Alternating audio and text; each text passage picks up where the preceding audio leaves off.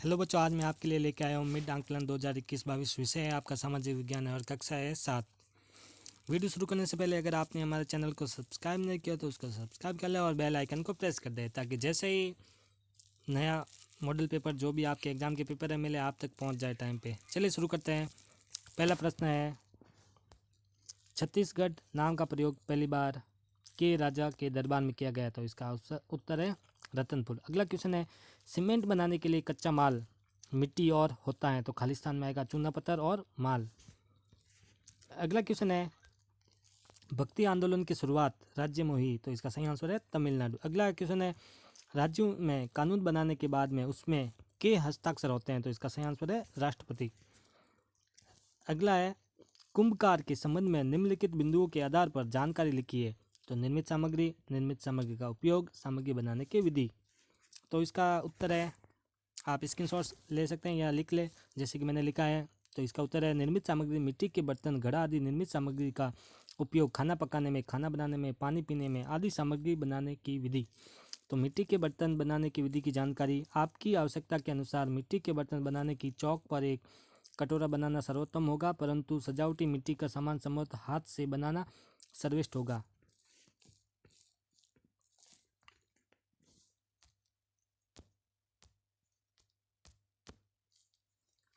आप अधिकांश भीतर से खोखले मिट्टी की प्रतिमा भी बना सकते हैं जिसे आग में पकाते समय हवा निकलने के लिए एक छिद्र भी बनाया हो।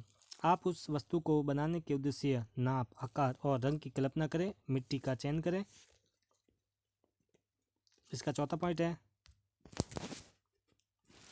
अपनी परियोजना के लिए सर्वोत्तम विधि का निर्णय करें, चयन करें। चयन करने के लिए आपके पास कुछ विकल्प हैं, चौक, हाथ की चुटकी से कुंडलीकरण पट्टियाँ बनाना। फिर पांचवा पॉइंट, इसको आकार दे। आकार देने में पोट्री को विद्युतीय भट्टी में रखें। अपनी रचना को चमकीले रोगन से रंगे यानी कलर से। रोगन को पिघलाकर सील करने के लिए पोट्री को पुनः गर्म करें।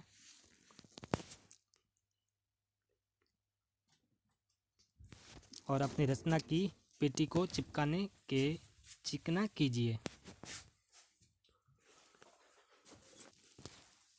अगला क्वेश्चन है, क्वेश्चन नंबर 6, जल चक्र का चित्र बनाइए?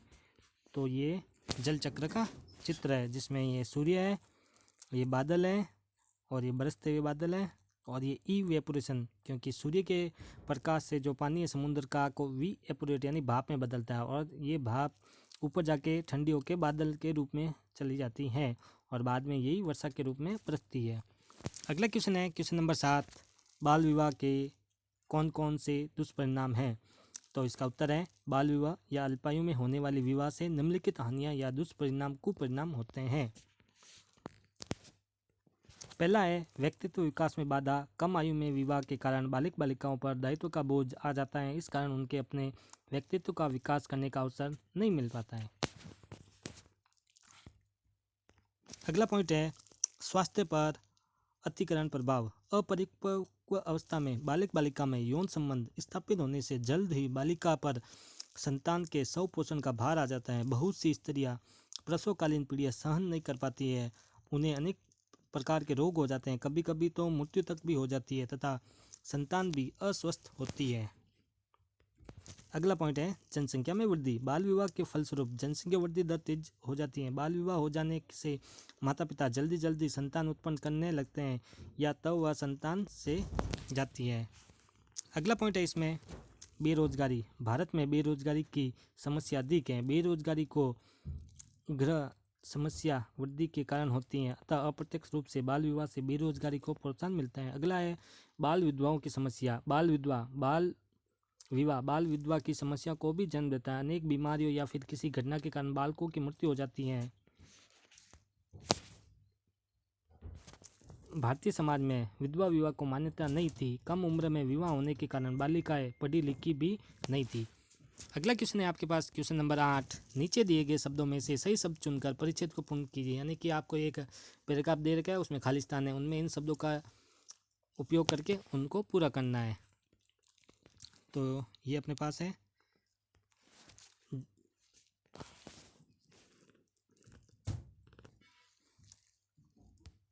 पृथ्वीराज चौहान तृतीय के राजा थे, तो इस खाली जगह में आ जाएगा चौहान। फिर आगे वे तो खालिस्तान में आ जाएगा अजमेर, एवं खाली जगह में आ जाएगा दिल्ली। राज्य में शासन करते थे।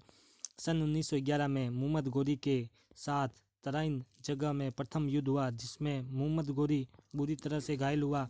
पृथ्वीराज का विवाह संयोगिता से हुआ था। उनके दरबारी कवि व मित्र चंद्रबरदय थे।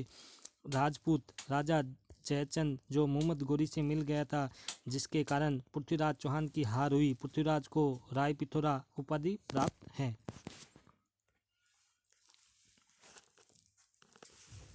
अगला क्वेश्चन है क्वेश्चन नंबर 2, जलप्रपात किसे कहते हैं?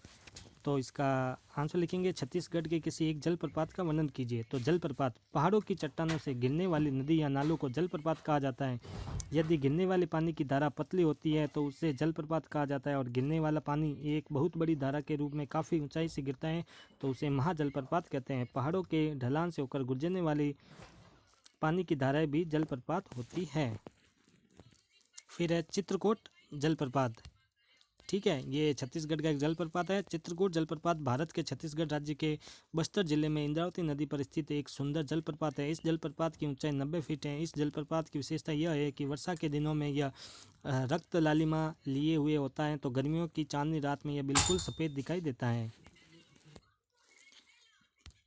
जबलपुर से 40 किलोमीटर और रायपुर से 273 किलोमीटर की दूरी पर स्थित यह जलप्रपात छत्तीसगढ़ का सबसे बड़ा, सबसे चौड़ा और सबसे ज़्यादा जल की मात्रा प्रवाहित करने वाला जलप्रपात है। यह बस्तर संभाग का सबसे प्रमुख जलप्रपात माना जाता है।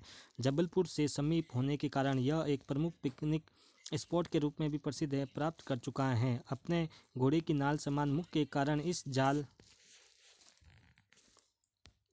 प्रपात को भारत का नियाग्रा भी कहा जाता है। चित्रकूट जलप्रपात बहुत खूबसूरत है और पर्यटकों को बहुत पसंद आता है। सघन वृक्षों एवं विघ्न पर्वतमालाओं के मध्य स्थित इस जलप्रपात को घिरने वाली विशाल जलराशि पर्यटकों का मन मोहती है। अगला क्वेश्चन है, मानवीय पर्यावरण व प्राकृतिक पर्यावरण में अंतर लिखिए। तो दोनों में पर्याप्त अंतर है, जो इस प्रकार है। भौगोलिक पर्यावरण का संबंध प्रकृति से है, अतः यह मानव से स्वच्छ है, जबकि सांस्कृतिक पर्यावरण मानव द्वारा निर्मित पर्यावरण है।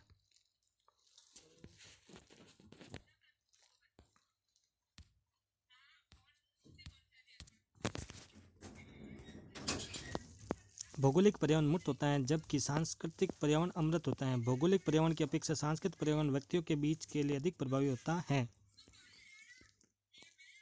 इसी के साथ आज का ये असाइनमेंट समाप्त होता है। अगर आपको वीडियो अच्छे लगे तो प्लीज़ कमेंट करके बताएं। वीडियो देखने का आपका धन्यवाद।